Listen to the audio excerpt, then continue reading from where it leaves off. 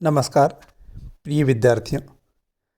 आज हम बीए प्रथम वर्ष में हिंदी साहित्य प्रथम प्रश्न पत्र में कबीर की साखियों में पर्चा को अंग की प्रारंभ की 4 साखियों का अध्ययन करेंगे। कबीर की साखियों में पर्चा को अंग की हमारे पाठ्यक्रम में संकलित साखियां इस प्रकार हैं। हदे छाड़ी बेहदी गया हुआ निरंतर बास, कबल जु फूल्या फूल बिन को निरखे निज दास। कबीरदास कहते हैं, हदे छाड़ी बेहदी गया हुआ निरंतर बास, कमल जु फूल्या फूल बिन को निरखे निज दास। हदे यानी सीमा, बेहद यानी असीम। कबीर कहते हैं कि मैं ससीम को पार करके असीम में पहुंच गया, वहीं मेरा शाश्वत निवास हो गया। वहाँ मैंने अनुभव किया कि बिना फूल के एक कमल खिला हुआ है। इसका दर्शन भगवान का निजी दास ही कर सकता है या अन्य कोई नहीं। कबीर ने ब्रह्म के अनुभव को बड़ी कुशलता से व्यंजित किया है। जीवात्मा माया के वशीभूत होने के कारण अपने को सीमित समझने लगती है। सांसारिकता के निराकरण और मोह माया से छूटने के बाद आत्मा अपनी सीमाओं को पार कर असीम ब्रह्म से अभिन्न हो जाती है, यानी एक हो जाती है। उसका हृदय कमल कार्य कारण से परे होकर उन्मीलित उड़ता है। उसमें अद्भुत सुगंध का अनुभव होता है। यह अनुभव भक्त को वैयक्तिक स्तर पर ही होता है। इस तरह से कबीर की इस साखी में हदे छाड़ी बेहद गया हुआ निरंतर बास, कमल जो फूल्या फूल बिन यानी विभावना अलंकार का प्रयोग हुआ है। इस साखी पर नाथ संप्रदाय के हठयोग का प्रभाव भी दिखाई देता है। तो इस तरह से कबीर की पर्चा को अंग की पहली साखी हमने ली। अगली साखी है सायर नाही सीप बिन स्वाति बूंद भी नाही, कबीर मोती नीपजे सुनी शिखर गढ़ माही। शायर का अर्थ यहाँ सागर लेना। शायर अनेकार्थी हैं, अनेक अर्थ होते हैं शायर के। शून्य यानी शून्य, सहस्त्रार्थ चक्र, शिखर यानी शिखर। कबीर कहते हैं कि वहाँ सागर नहीं है, समुद्र नहीं है, शीप नहीं है तथा स्वाति नक्षत्र की बूंदें भी नहीं हैं। शायर नहीं शीप बिन स्वाति बूंद भी नहीं, फिर भी शून्य शिखर अर्थात सहस्त्रार्थ चक्र में ईश्वर रूपी मोती उत्पन्न हो रहा है। साधना के द्वारा जब कुंडलिनी शक्ति जागृत होती है और मेरुदंड से ऊपर उठकर सहस्त्रार्थ चक्र में पहुंचती है, तो वहाँ ब्रह्म से उसका मिलन होता है, अर्थात ब्रह्म ज्योति का साक्षात्कार होता है। कबीर ने सांसारिक कार्यकारण की सीमाओं से परे ब्रह्म के साक्षात्कार को यहाँ विभावना अलंकार के माध्यम से प्रस्तुत किया है। कबीर अपने कथन में चमत्कार पैदा करके जिज्ञासुओं को अपनी ओर आकर्षित करने का प्रयत्न करते हैं। कबीर की भक्ति साधना पर योग का प्रभाव दिखाई देता है। तो यहाँ विभावना का सुंदर प्रयोग हुआ है।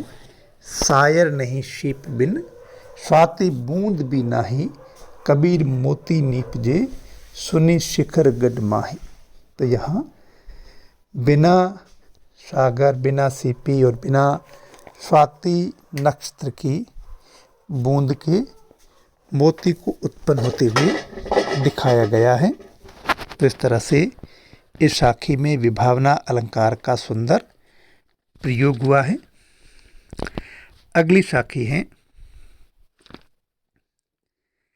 घट माहे ओघट लया, ओघट माहे घाट, कहे कबीर परचा भया, गुरु दिखाई बाट। घट का अर्थ शरीर लेना है, ओघट यानी विचित्र मार्ग, घाट लक्ष्य और परचा का अर्थ परिचय है, बाट यानी मार्ग पथ या रास्ता। कबीरदास कहते हैं कि गुरु के निर्देश से मैंने शरीर के अंदर ही एक विचित्र मार्ग का दर्शन किया। इसी मार्ग का अनुसरण करते हुए मैं अपने लक्ष्य तक पहुंच जाऊंगा। उस घाट पर पहुंचकर आत्मा परम विश्रांति को प्राप्त करेगी। गुरु की कृपा से ही मुझे सत्य का साक्षात्कार हो गया है। इस साखी में कुंडलिनी जागरण का संकेत है। यह शक्ति अनेक चक्रों को भेदती हुई शस्त्रार्थ में महाशक्ति में मिल जाती है। प्राण के ऊर्ध्वगमन का मार्ग गुरु की निर्देश से समझा जा सकता है। इस पर भी योग साधना का प्रभाव है। और प्रथम पंक्ति में पद्मेत्री है। इस तरह से कबीर ने अपनी बात कही है। अगली साखी है पानी ही ते हिम भया, हिम हुए गया बिलाई, पानी ही ते हिम भया, हिम हुए गया बिलाई, जो कुछ था सोई भया, अब कछु कया न जाई।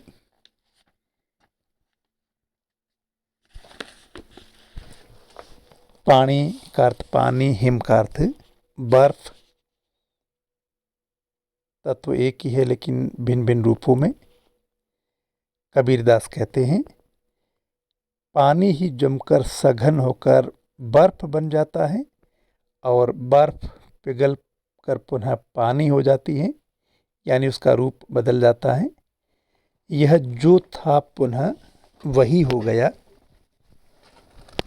अतएव इस परिवर्तन के विषय में कोई विशेष तथ्य कहने को नहीं रह जाता है। कबीर एक भिन्न अभिप्रेत अर्थ व्यंजित करना चाहते हैं। यानी कबीर इस पंक्ति के माध्यम से मात्र पानी और बर्फ की ही बात नहीं करना चाहते हैं। पानी और बर्फ के रूपांतरण की प्रक्रिया के समान ही विशुद्ध चैतन्य माया से संबलित होकर बद्ध जीव हो जाता है और आत्मबोध या ज्ञान प्राप्त होने पर वह माया आदि से मुक्त होकर विशुद्ध चैतन्य शुद्ध ब्रह्म हो जाता है। इनमें तत्वतः कोई भेद नहीं रहता है। पानी की तरलता एवं सघनता की तरह सूक्ष्म और स्थूल के भेद केवल उपाधि के भेद ही होते हैं। बद्ध और मुक्त दोनों अवस्थाओं में विशुद्ध चैतन्य तत्वतः एक ही रहता है। ऊपर से केवल उपाधिगत भेदी प्रतीत होते हैं। यह परिणाम केवल विवृत्त हैं, इसलिए अनिर्वचनीय है। तो इस तरह से कबीर ने अपनी बात कही। यानी कबीर कहते हैं कि पानी और बर्फ दोनों एक ही तत्व है।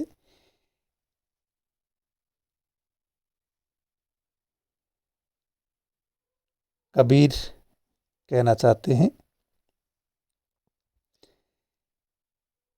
पानी और बर्फ की रूपांतरण की प्रक्रिया के समान ही विशुद्ध चैतन्य माया से संवलित होकर बद्ध जीव होता है और आत्मबोध या ज्ञान प्राप्ति के बाद मोह माया से मुक्त होकर पुनः विशुद्ध चैतन्य शुद्ध ब्रह्म हो जाता है। तो इस तरह से हमने कबीर की परचा को अंकी प्रारंभ की 4 साखियों का अध्ययन किया।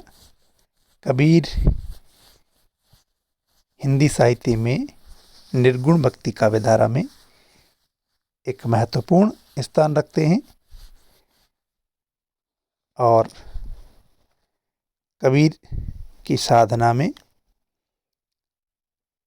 योग का प्रभाव है और उन्होंने यत्र तत्र उलट बांसियों का भी प्रयोग किया है। धन्यवाद।